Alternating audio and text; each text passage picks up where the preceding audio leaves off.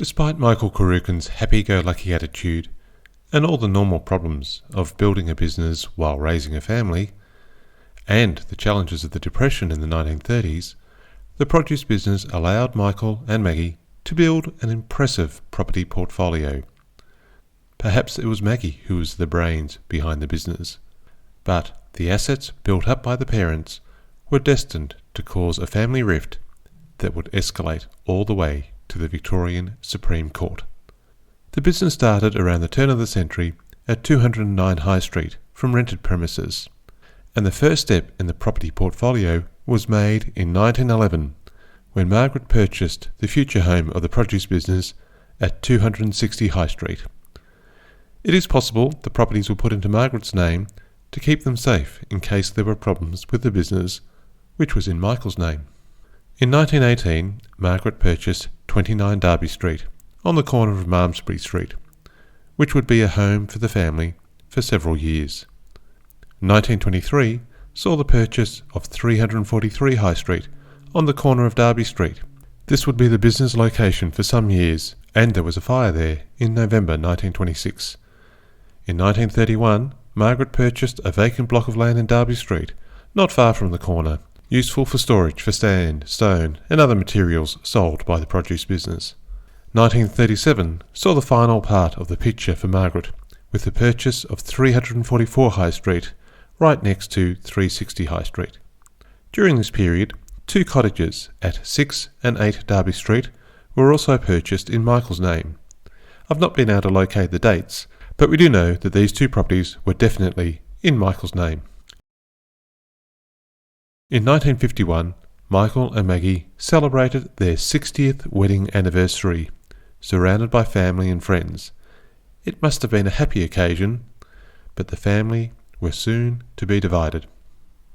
About 3 years later, Michael died in 1954, and while much of his will was as expected, for example, a cash benefit for Leo's widow in New Zealand, and an allowance for a tombstone and a priest to say a mass for his soul. However, the division of some of the assets would have consequences. A little background first, as we look at the produce business. Not the land at 360 High Street, which was owned by Maggie, but the business itself, which was originally owned by Michael. In 1941, after Leo had been working there all his life, and 18 years after Frank had started working there, a formal partnership agreement was signed. Michael retained 50% of the business, and Frank and Leo got 25% each. After Michael died, his 50% was not divided between the family, but went to his wife, and she became a 50% owner of the business. A reasonable decision between a husband and wife, but one that would have further consequences. The other interesting decision was when Michael bequeathed the cottage at 6 Derby Street to his daughter Madge, and the cottage at 8 Derby Street to his other daughter Kathleen. Michael's wife Maggie would live for another 2 years, dying in 1956. Her will would cause irreversible strain to the family relationships. It was said by some that Maggie and Frank did not get on, that they both wanted to run the business, and perhaps they were too much alike. Whatever the reason, Maggie's will would cause distress and pain for many. We'll start with the business, where Maggie owned 50% and Frank and Leo had 25% each. Rather than Maggie's share being divided between the 5 surviving children, it was bequeathed to the 3 daughters only. Looking at the property portfolio, things became more complex.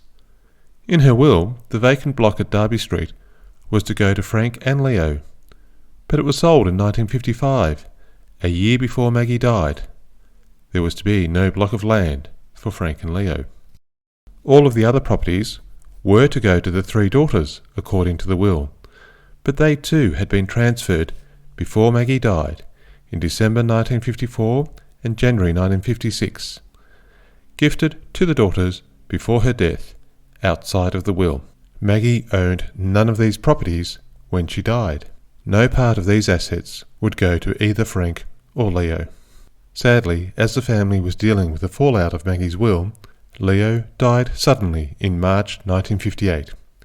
He had a heart attack while in his truck at the Alphington quarries.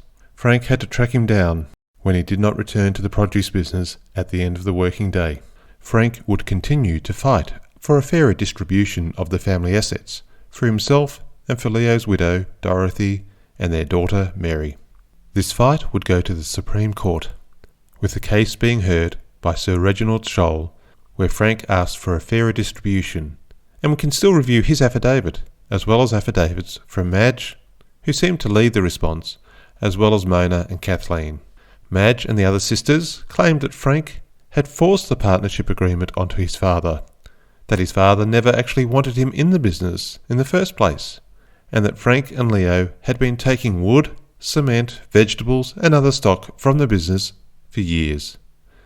Frank's children would recall getting the worst wood, the leftover potatoes, and their father working for low wages to help keep the business going through the Depression, while he used his business skill to gain contracts in tramway construction and other ways of generating growth for the produce business. Frank then fell ill, reportedly with kidney stones, in May 1958, and spent 5 weeks in hospital. He could no longer do physical work, and the demand for a produce business was drying up, as cars and trucks replaced horses and carts, and oil furnaces replaced wood furnaces in bakeries and other businesses. The produce business shut its doors in May 1958, after nearly 60 years of operation. There was no success for Frank with the court case. Anecdotally, there were stories that Kathleen felt that the whole process was unfair and shared some money with Frank and Leo's widow, Dorothy. But Frank's son Peter recalled that Frank and Thelma got to spend some time with each other again. Frank bought a car, the white Holden that some of us remember, and they took some driving trips around Victoria, getting to know each other again after a lifetime of work and raising a family. Frank may not have got the financial reward he felt he deserved, but perhaps he was happy spending time with his wife and getting to be a couple again.